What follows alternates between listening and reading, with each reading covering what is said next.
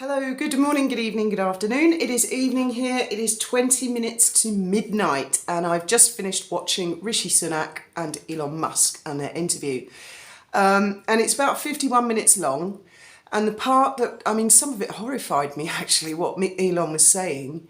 But the part that interested me the most, of course, was how to stamp out bots and troll farms. And so I don't know if troll farms would be as easy to stamp out, but he did raise the issue of charging $1, and I'll come to that bit. And apart from that, I've been spending a wonderful evening on the internet with the Sugars. So I will update you on some of their craziness over on X. I think I'm enjoying X, probably rather a little bit too much. I think it's bringing out a dark side in my character. Perhaps that's the nature of the beast and the platform. I don't know. In essence, what Elon was saying is that he can see a utopian future where none of us will need jobs. None of us will have jobs. We'll only have jobs if we want fulfillment of some sort. And I find that kind of society very hard to imagine, and I'm not sure that that is a good thing at all. Then he made references, to imagine having a genie where you can just make endless wishes. You're not restricted to the 3 wishes. He's probably right. It probably will come to that eventually. But then won't people lose the ability as generations pass? We're already losing carpentry skills, mechanic skills. It's very hard to find a mechanic. We've had dodgy old cars over the years, and especially in this area. I don't know what it's like wherever you live, but we just can't find a mechanic. They've all closed down because people just buy new cars. They just get finance and they buy a new car, or the second-hand car dealers, I suppose. I don't know how other people cope. I'm very lucky because Graham is a mechanic, so he knows a lot of what's gone wrong with a car.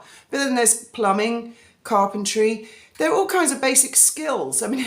It's all very well to say none of us would need a job because AI would provide literally everything. Elon was saying then everybody, it's an equaliser and everybody's going to have a lovely time, largely speaking. But what if the oil were to suddenly run out? I know they've got renewable energy.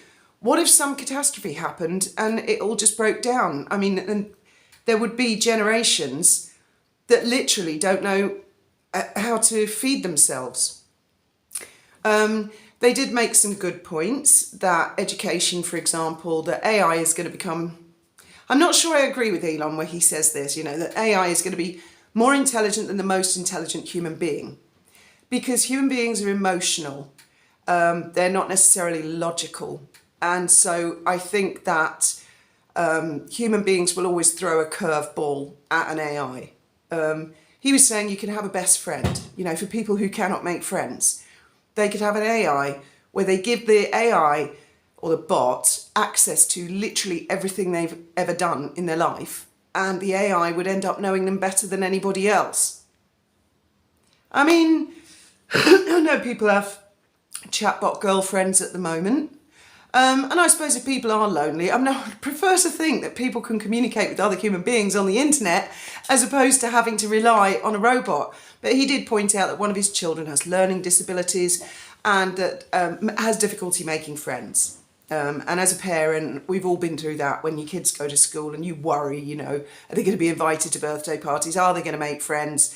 But I'm not sure that it's a good thing to have bots as friends. I don't know. It all seemed a bit weird. What was interesting was when they came to the point about, they didn't mention state interference from people, maybe an enemy state buying a load of bots. It was almost as if either the Prime Minister or GCHQ themselves had said, for fuck's sake, don't say anything about enemy states interfering because we know that's happening. So they really skirted round it. They did mention that there are big elections coming up in India, and of course there'll be the presidential election next year. And Rishi even joked and said, might be an election here soon. So they did sort of say, we must have democracy, but they didn't really go any further and elaborate that there is there clearly is election interference, isn't there? Instead, they use this really weird little analogy of like a little village, a little community where you might get some naughty person who buys a few bots, and that they can actually be really realistic. Like they can generate what looks like a real human being, a photograph, and they can give them a really realistic bio. And the naughty person in the little village could maybe sway the parish council into, you know, doing something that the rest of the town don't actually want. And I thought that was a really weird analogy. It was almost like they were both terrified to just go out there and say, fucking enemy states are getting up to all sorts at the moment and it's got to stop. Elon raised the point of charging a nominal fee in order to combat bots, and I think that is going to go a large way to stamping them out, because he's right. There's a limit. You just can't gen up 1 million bank accounts just like that. It's not going to be that easy. And he did make the point, I'm very pleased to say, that I made a few weeks ago, that ultimately all social media platforms will have to do this, and the ones that refuse to will just become swamped by bots. Absolutely swamped. So good luck, Christopher Boozy, with your spout table on that one. Maybe all the bots will end up on there. And now the sugars. I'm going to ask Graham if he can edit this, because there's something I want to show you. Because for you guys on X, a lot of you think that I just got some random photograph off the internet to depict what I think a sugar looks like. That is not the case. What you're about to see, this is an actual profile photograph of a sugar. So I'm going to ask Graham if he can...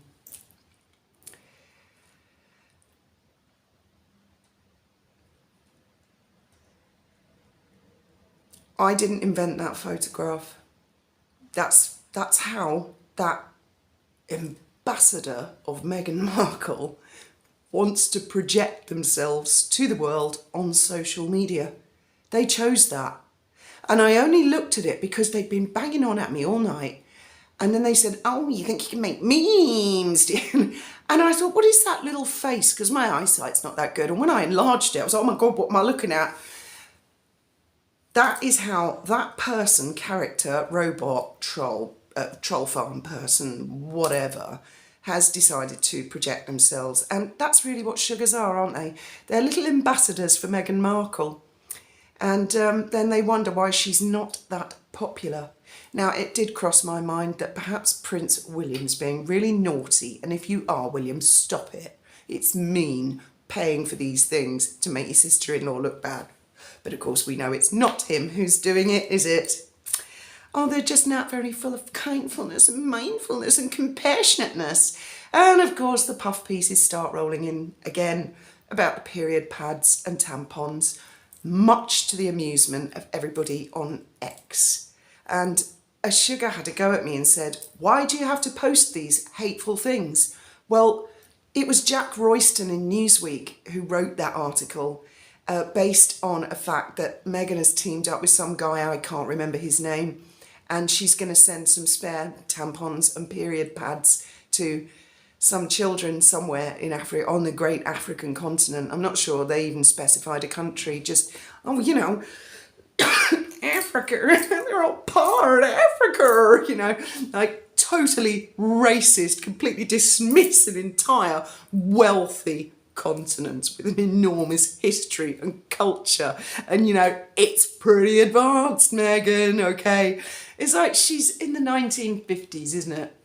Like us, she keeps saying she wants to fight for our rights, for the vote. But we already have the vote. Then she wants equality for women.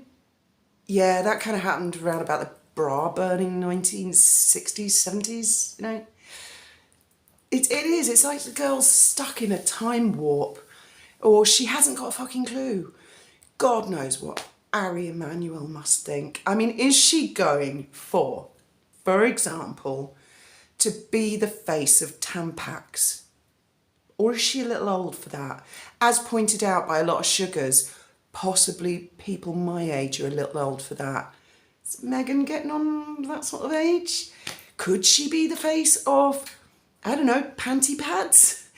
She's done poop. She did some laxative poop, Like, you put this stuff in your food, as I understand it, and then when you shit, it smells more acceptable or something. I'm not making this up, she actually did.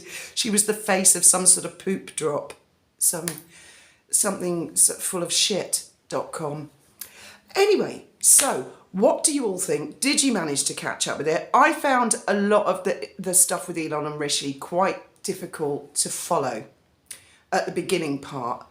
Rishi's obviously a lot more genned up on they were talking about open source and algorithms and reading code and seeing what the outcome of the code is. And unless you're really into that, education, that was a good thing that they said that basically AI will be so intelligent that each individual child and adult would have their own tutor. I mean, that's absolutely true. And that would put paid, I don't know what, places like Harvard, Yale, Oxford, Cambridge and other places where they make a fortune out of education.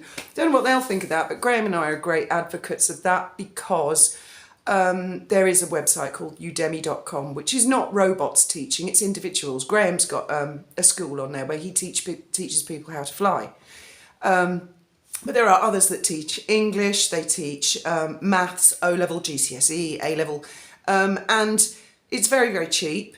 You pay, for example, $10 for the entire course, and you get a top tutor. As an example, both my kids did software. They did gaming programming in C#, and their tutor charged $10 each. But Mark has 55,000 students, so he makes a lot of money out of it. He can afford to do it, but the videos and tutorials are like a one-to-one. So yes, I can see AI, but then what if the AI started teaching people like crazy shit? I don't know, like you can wear a skirt and you'll instantly be a woman even if you've got different genitalia.